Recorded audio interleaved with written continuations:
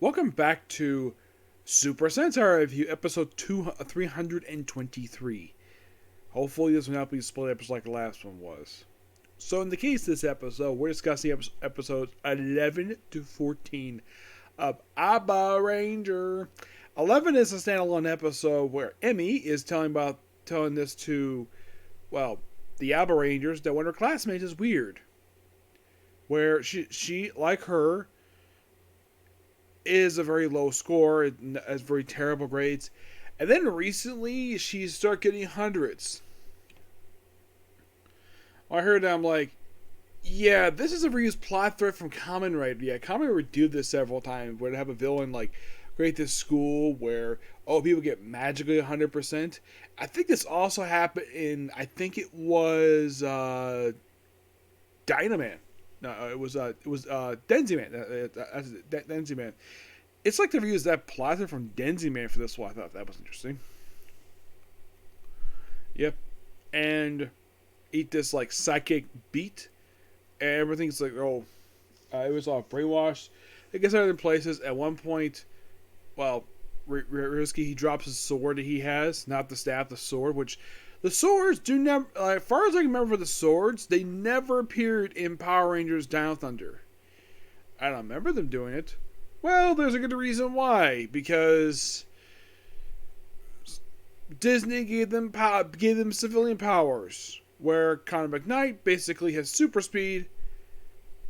The one who was Blue Down Thunder, he had super strength, where basically he just hits his arm and gets basically like glows, and Kira becomes Black Canary by screeching, and that does not happen here. So yeah, so he drops the sword. Emmy picks it up. Everyone thinks that she's been brainwashed, but she does this, like moves her glasses to basically notify Ryosuke that she's not brainwashed. So she slices at the. By the way, the Monsters episode.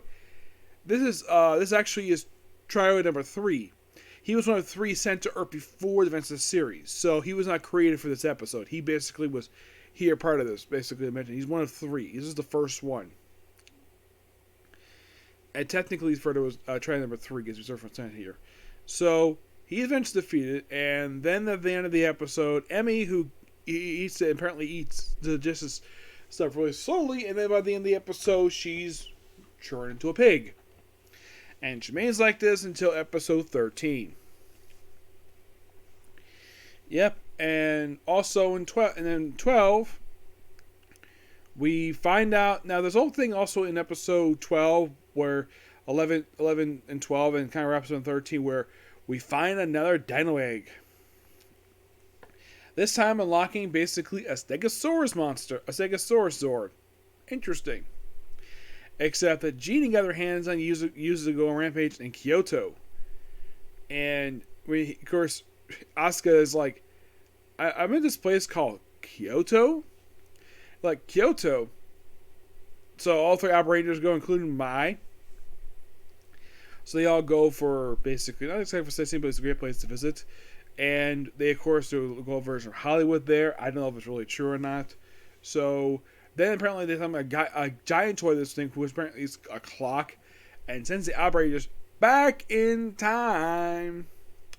And of course, apparently sending back in time affects the present with the Avalons. Start disappearing. So in this episode, they decided to revive 3 dead Avalons. Yeah, 3 of them. And you're all thinking, which one?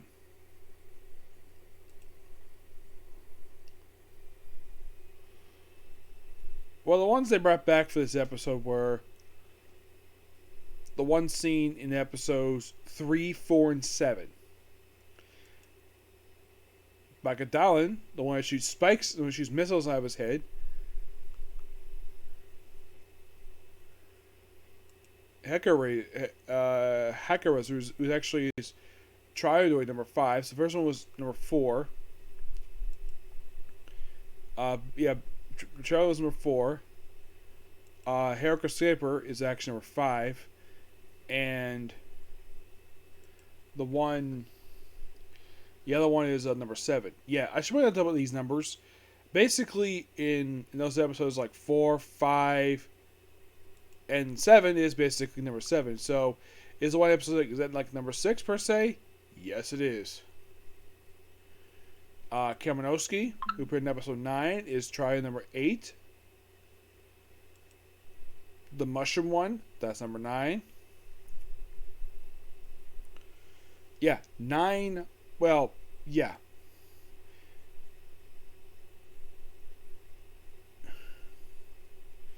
The first Gianto was Fate. Yeah, that was actually the very first one. That debuted in episode 5, was briefly right back episode 8. Iraka, who was basically the ultimate ripoff. He's Giant number 2. And we have Clock for this one, and Resurrection in episode 4. Yeah, 4 Giantoids. Mm-hmm.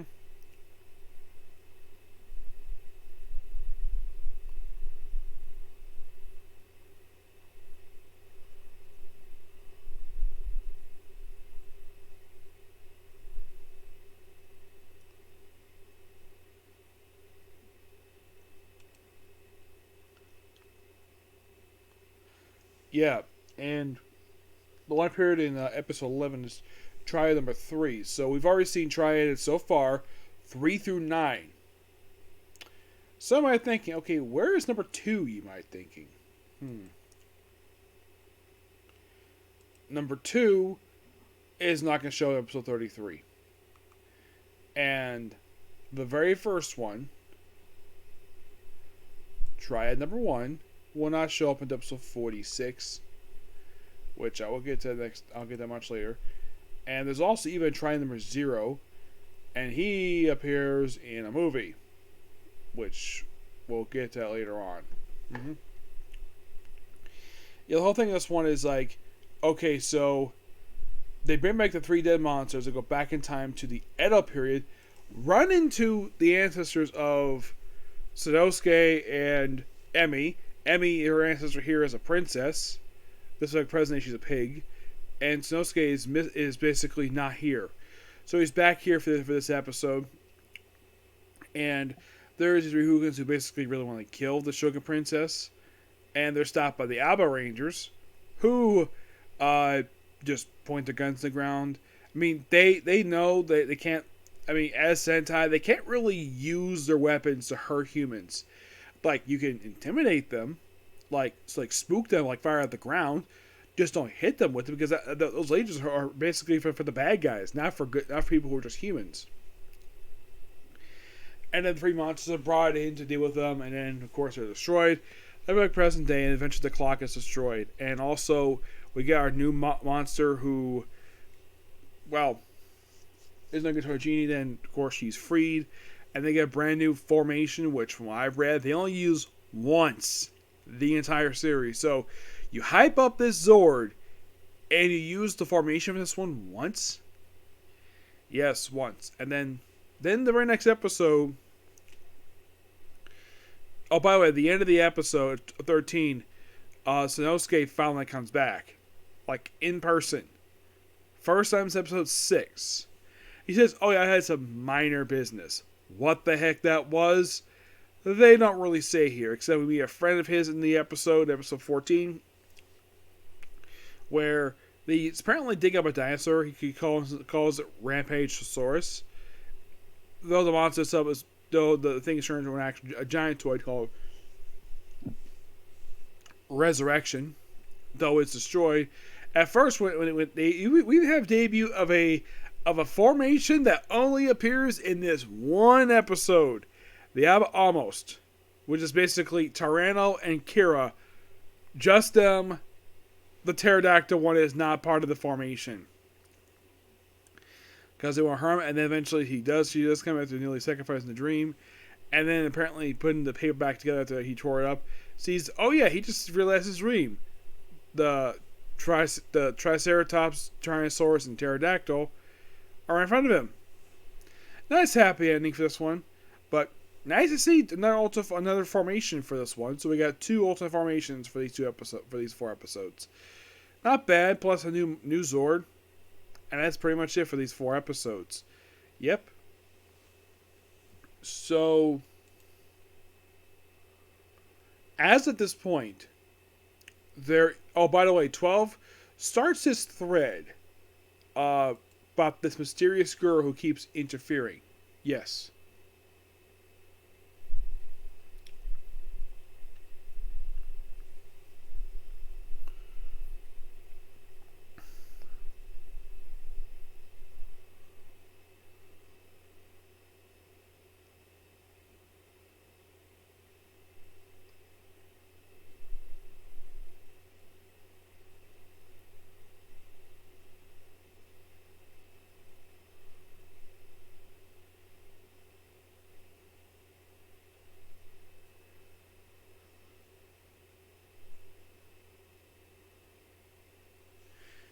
Yeah. So we kind of get the start of this, the whole thing, the mystery girl thing, which it's not going to be resolved for quite a while. Mm-hmm.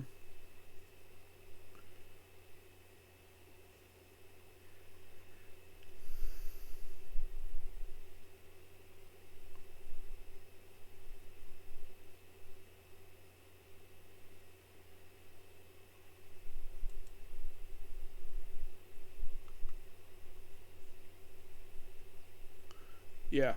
But not much to say these 4 episodes. They're pretty good. Okay, so that's going to pretty much it to a video.